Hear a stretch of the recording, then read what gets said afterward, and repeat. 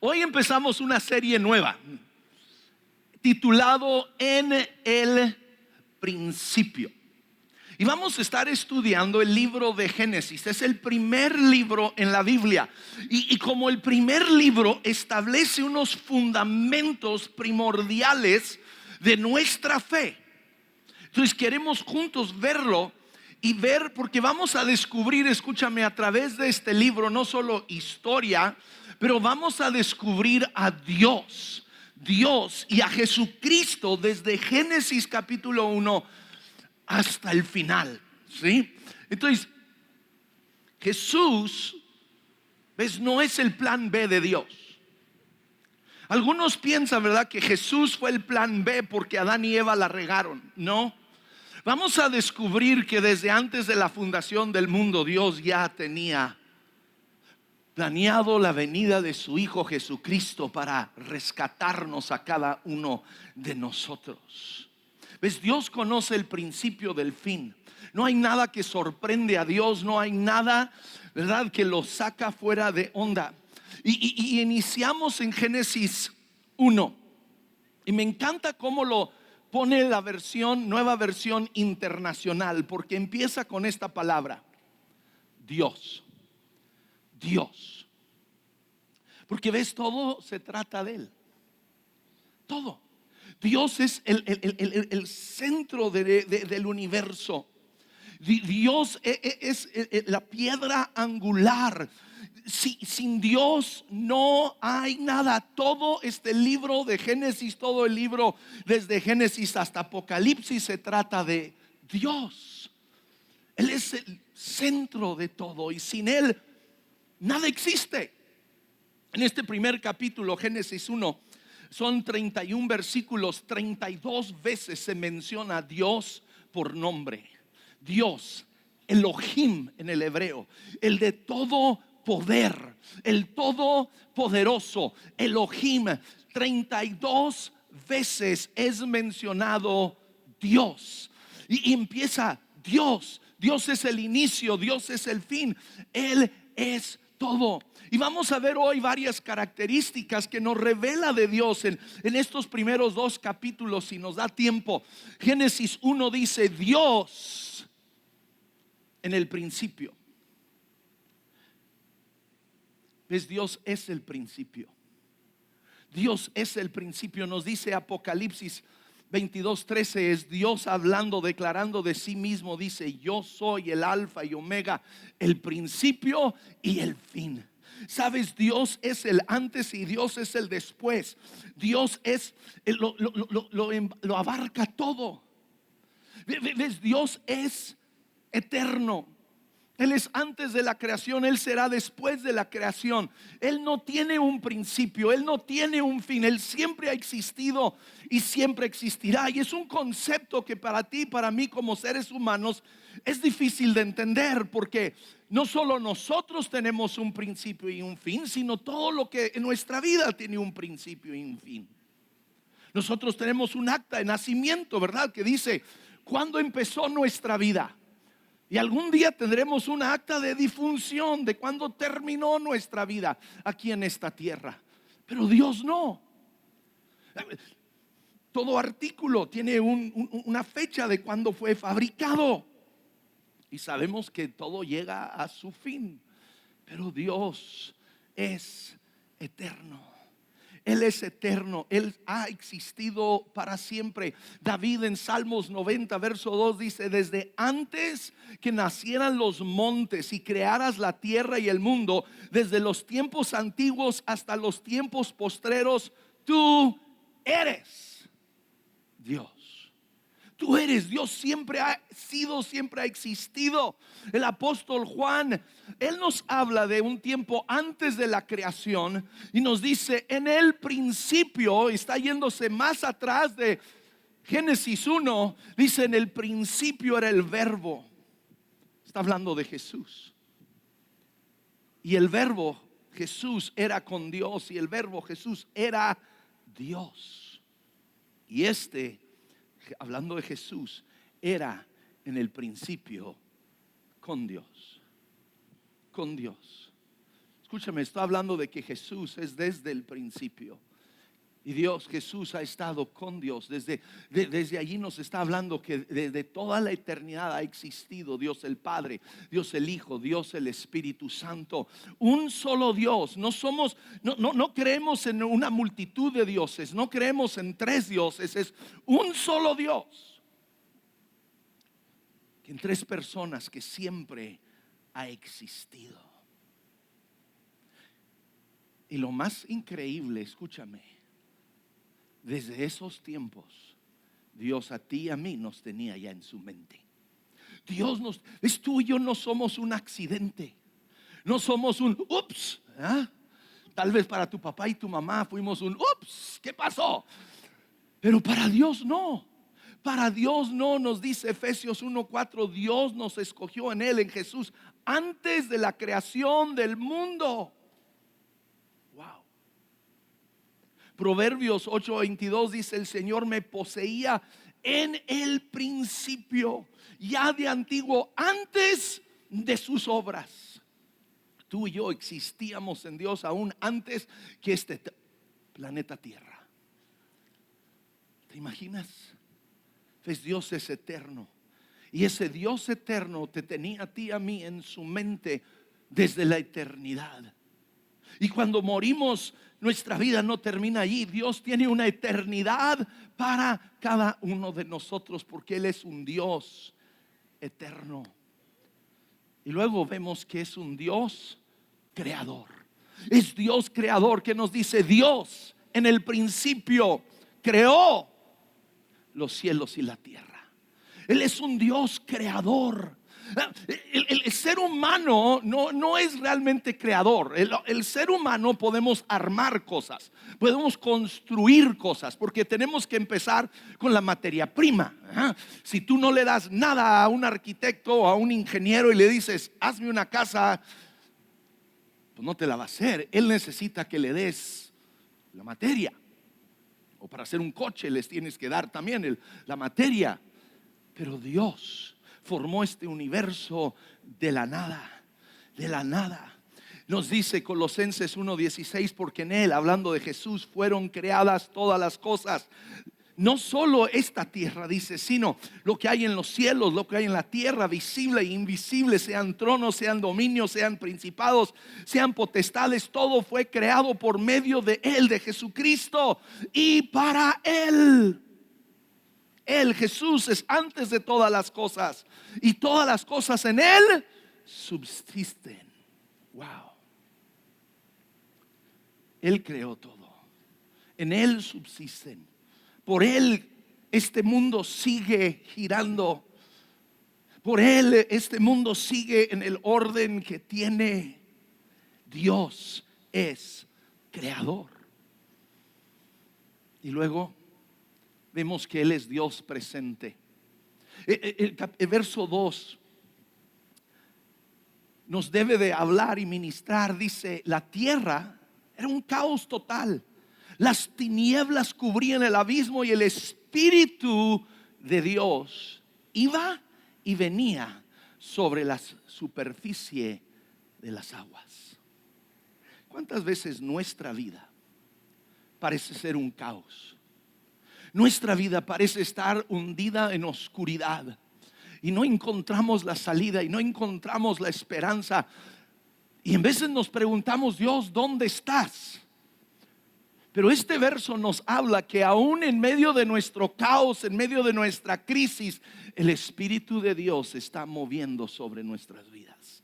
Él es un Dios presente, aun cuando tú y yo no lo palpamos, no lo percibimos.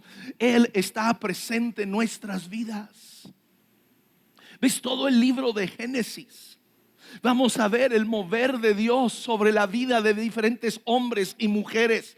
Dios siempre presente, aún en sus metidas de patas y en sus errores y en sus pecados. Pero Dios presente. Tú y yo tenemos que vivir con esa esperanza que nos da aquí este verso, que Dios, el Espíritu de Dios, está presente. Pues nada sorprende a Dios. El reporte del doctor no sorprendió a Dios. Tu crisis económico no sorprendió a Dios. Tus problemas en tu matrimonio no sorprendió a Dios. Y Él está presente y se mueve sobre el caos y la oscuridad de nuestras vidas. Y verso 3 nos dice: y dijo Dios. Esto es tan poderoso. Lo vamos a encontrar 10 veces en este capítulo que dice: y dijo Dios. Porque Dios habla y su palabra crea. Su palabra tiene poder y su palabra sigue teniendo poder el día de hoy. Su palabra, escúchame tú y yo, esta palabra habla a nuestra situación, habla a nuestra vida. Y dijo Dios. Hebreos 11:3 nos dice, hablando de esto, dice: por la fe entendemos que el universo, lo que tú y yo vemos, fue formado por la palabra de Dios, de modo que lo visible no proviene de lo que se ve. ¿Ves? Dios llama a existencia este universo. Dios llama a la existencia la luz. Dios llama a la existencia los cielos y la tierra y las montañas y los animales y los peces. Dios lo llama por su palabra. Y su palabra sigue teniendo poder. Se encuentra Jesús un día en un barco dormido y una tormenta los agarra en alta mar. Y los apóstoles están pero asustados, están gritando como nenas, ¿verdad? Y lo despiertan, le dicen: oye, que no te preocupas, que nos vamos a ahogar aquí. Y Jesús se para y habla a la tormenta. Y viene un silencio, una bonanza sobre aquella tormenta. Y dice, ellos estaban espantados y se decían el uno al otro: ¿quién es este que hasta el viento y el mar le obedecen? Su palabra hablada. ¿Ves? No su palabra pensada. Él la habló, Él la proclamó. Vemos a Jesús cuando llega al funeral de su amigo Lázaro. De hecho, ya había pasado el funeral, ya lo habían enterrado, llevaba 4 días, ya apestaba el cuerpo. Pero Jesús se para. Escúchame, Dios se para ante las imposibilidades de nuestra vida, lo que el hombre no puede hacer. Y Dios habla a esa imposibilidad y le dice: Lázaro, sal. Y de repente un hombre que tenía 4 días de muerto sale de la tumba, porque Dios habló. Porque Dios habló. Wow. Nos dice Romanos, hablando de Abraham, dice: creyó en el Dios que da vida a los muertos, que llama las cosas que no son como si fuesen. Tú y yo debemos de tomar esta palabra de Dios, no mi palabra, no tu palabra, pero nuestra palabra. Fíjense, aún los presidentes estaban entrevistando a Nixon, presidente Nixon, hace años atrás, y lo habían llamado que era un presidente imperialista pero él mismo decía: yo doy órdenes y en veces nadie hace nada. Pero esta palabra, tú y yo debemos de tomar esta palabra y empezar a hablarla a nuestras vidas, hablarla a nuestras situaciones, porque esta palabra de Dios tiene poder. Dios habló y el universo fue formado. Jesús le dijo a sus discípulos, dice: si tienen fe, aún tan pequeño como un grano de mostaza, dice, podrán decirle a esta montaña, no pensarlo, no, ojalá, tal vez, quizá, Dios, espero que. No, dijo, podrás hablar a esta montaña y se echará en el mar. Tenemos que tomar la palabra de Dios, tú y yo, y hablarla con fe, declararla, declarar salud, que Él es nuestro sanador, declarar que Él es nuestro proveedor, declarar que Él es el que restaura nuestras vidas. Esta palabra tiene poder. y Dios dio luz. Lo primero que él dijo es: exista la luz. Fíjense, no llamó a la existencia el sol y las estrellas. Lo primero que él dijo es: sea la luz. Todavía no había creado nada y hay luz. Hasta el cuarto día es cuando hace el sol y las estrellas y la luna, pero hay luz. ¿Por qué? Porque Dios lo llama a la existencia, porque Él es luz. Y Él es luz. Me encanta, vemos el verso 2, es caos, pero verso 3, Dios está hablando luz sobre esa oscuridad y sobre ese caos. Y Dios quiere el día de hoy hablar luz a tu vida y a mi vida. Luz en nuestro interior. Pablo nos dice, 2 Corintios 4:6, dice: porque Dios, que ordenó que la luz resplandeciera en las tinieblas, e hizo brillar su luz en nuestros corazones, para que conociéramos la gloria de Dios que resplandece en el rostro de Cristo. El caos, la oscuridad interna, el que viene a darnos luz es Cristo.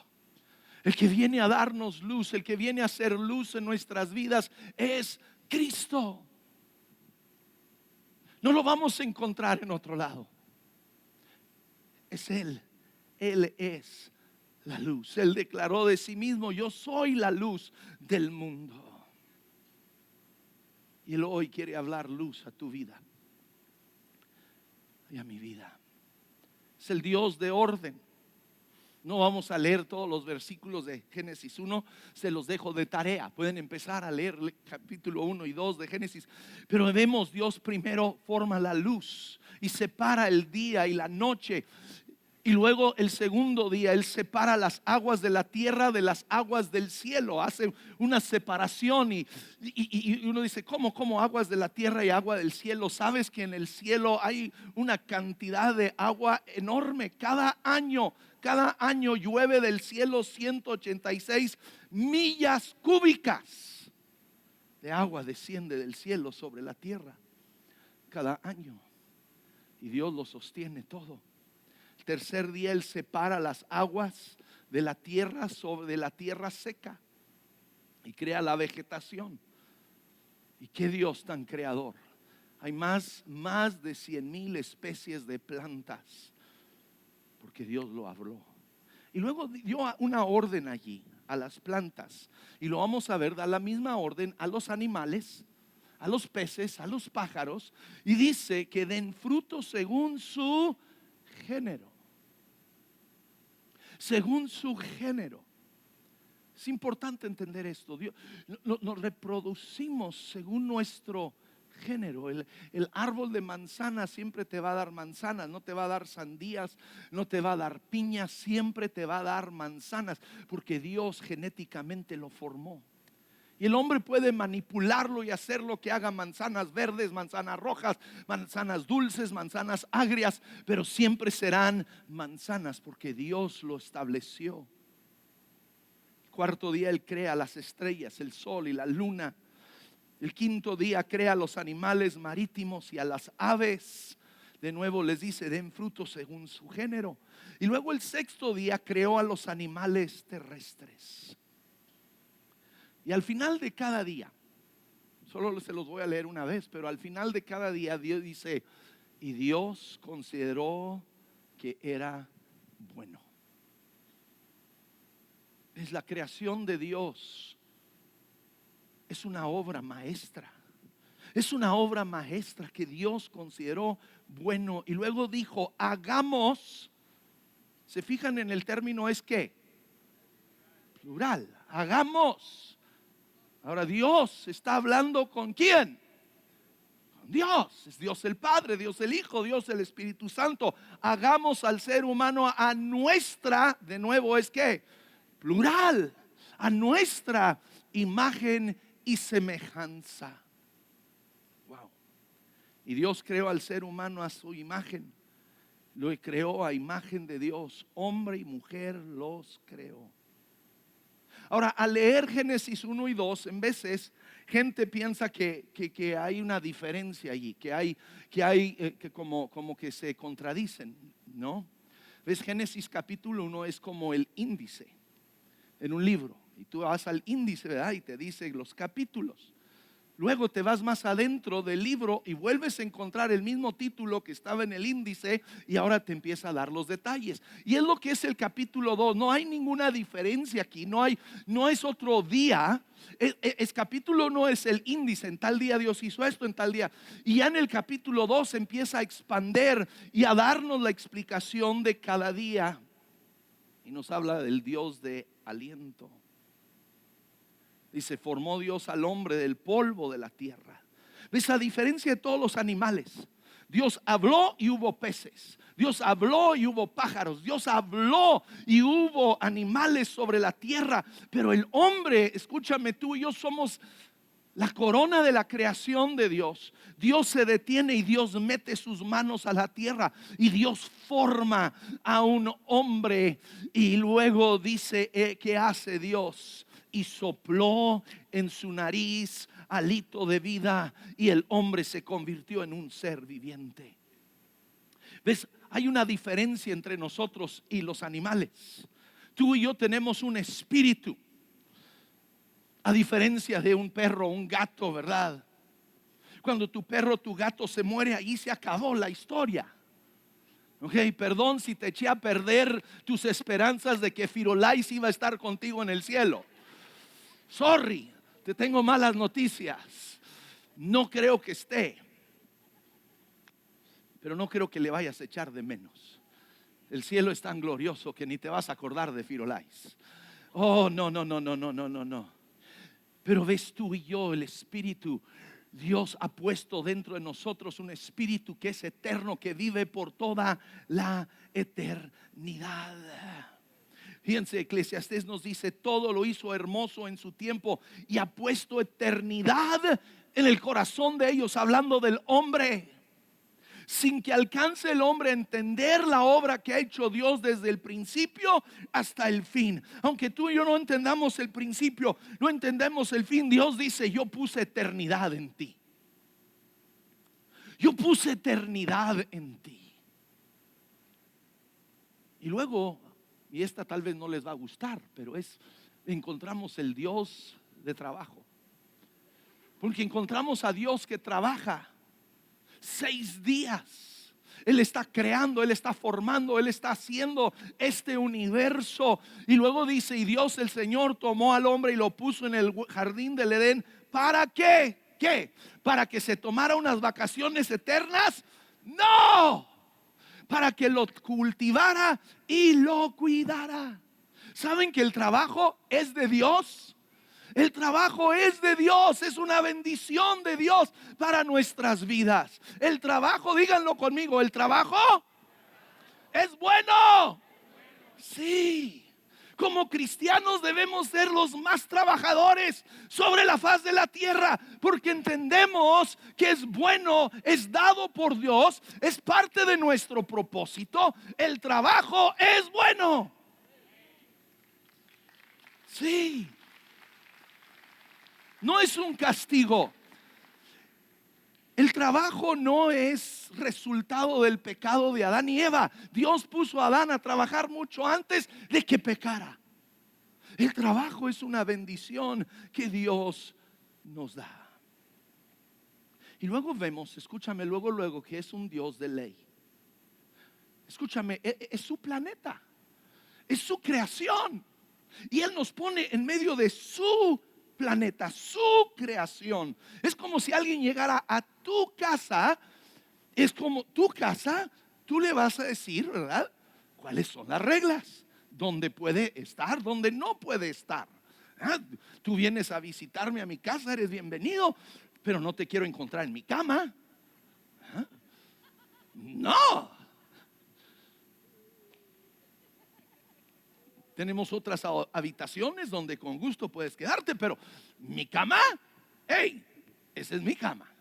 Y Dios aquí establece y les dio este mandato: puedes comer de todos los árboles del jardín. Dios no es tacaño. Les da todo el jardín, todo lo que hay, pero del árbol del conocimiento del bien y del mal no deberás comer. ¿Por qué? ¿Por qué? Porque Dios te quiere privar de algo. Entendamos, no. La ley de Dios es buena, dice David. La ley de Dios es un deleite a nuestras vidas. La ley de Dios, las leyes que Dios pone aquí, no son para frustrarnos, no son para robarnos de algún deleite, son para nuestro bien. Y les dice, porque el día que de él coman, ciertamente morirán. Wow. Entonces les da todo el huerto, todos los árboles, todo lo que hay allí. Les dice, coman de todo, menos de este. Era su huerto, era su jardín. Pero muchas veces nos peleamos con Dios, nos enojamos con Dios. ¿Y por qué Dios? ¿Y por qué Dios esto?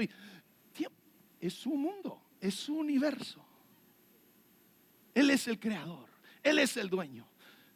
Él tiene todo el derecho de establecer su ley. Pero lo que me encanta, escúchame, Él es el Dios del bien.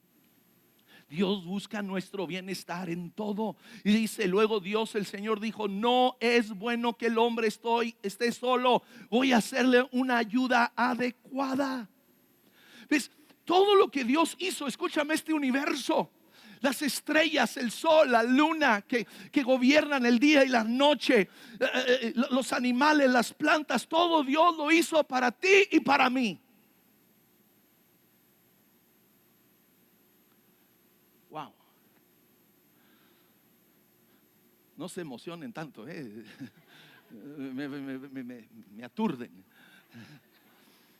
Y luego vio que no era bueno que estuviéramos solos. Y Dios formó a Eva para Adán. Vámonos rápido porque el reloj me está gritando feo. Vemos que Él es el Dios de familia. Pero me encanta, escúchame, porque vemos en la creación de Eva, vemos a Cristo. Fíjense, vemos a Cristo aquí. Porque ¿qué hace? Dice, entonces Dios el Señor hizo que el hombre cayera en un sueño profundo, y mientras éste dormía le sacó una costilla y le cerró la herida. Y de la costilla que le había quitado al hombre, Dios el Señor hizo una mujer y se la presentó al hombre. 4 propósitos de Dios para el matrimonio. Compañerismo.